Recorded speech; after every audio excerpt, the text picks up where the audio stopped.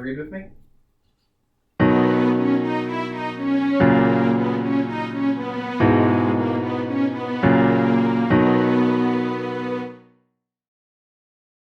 Hello, and welcome back to our scripture class. I have an odd question for you. Have you ever noticed that they reboot superhero movies a lot? Now, Marvel's whole Avenger universe has avoided doing this, but for those of you who are watching the superhero movies going all the way back to the early 2000s, you know what I'm talking about. They did Hulk, and then they had to do The Incredible Hulk with Edward Norton and then Mark Ruffalo to reboot it, right? And they did Spider-Man with Tobey Maguire for a trilogy, and then a different Spider-Man, and then another one is coming out or is out already, right? There have been a dozen different Supermans and Batmans, and Justice League, I think, is talking about doing some reboots of some of theirs, right? Why do they have to keep rebooting these movies, these universes, these characters? Well, I have one good guess as towards why. It has to do with the starting story, the initiation story, the backstory of each hero. See, the coolest story and the most memorable story for any of these superhero characters isn't usually their biggest battle against their arch nemesis. That's usually the second coolest. Usually the story that sticks most in everyone's mind, and that's so fundamental to getting who they are, is the initiation story, right? Why does Bruce Wayne go into a life of fighting crime? How does Spider-Man do these incredible things? What's the deal with the Hulk and the whole green angry thing? How does it happen? What's the background? And how does that tell us who this great hero is?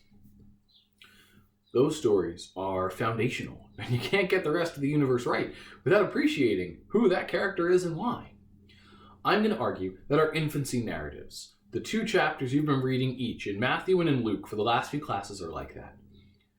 They're the initiation story for our hero, for Jesus. Now, obviously, he's much greater than any of these, comic book heroes you're talking about, but there's a similarity to the style of literature.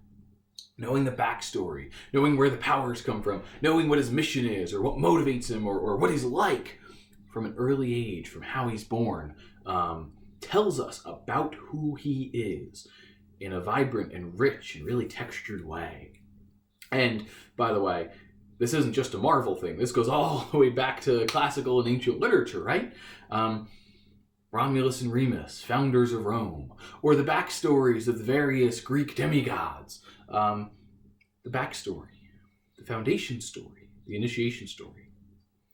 They tell us who the person is and what they're going to be like. They characterize them irrevocably for the rest of their life. And we're going to look a little bit today in an exercise we're going to do together in groups at how this is done in Matthew and Luke's gospel in regard to Jesus. Today's lecture isn't long. Mostly I'm going to be assigning you a little bit of classwork to do. Here's what you can expect. When you enter the live stream, we'll talk for a few minutes and I'll give you a little bit of instruction.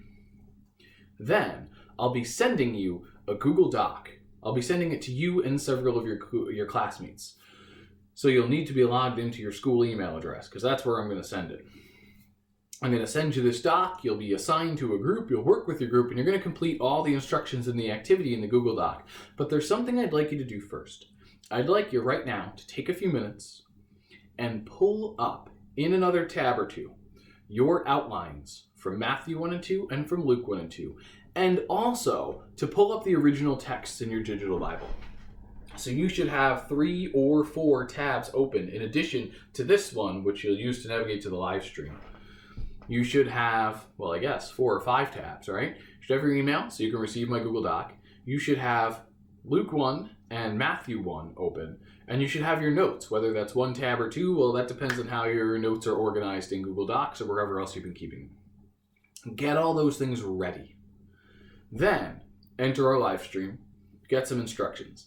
And then we're going to have a little fun with a group activity. It's going to be a time challenge. So if your group works fast and finishes the work with high quality answers first, you'll get dismissed from class early. So get your resources ready and get ready to dive into this exercise with me. See you soon. God bless.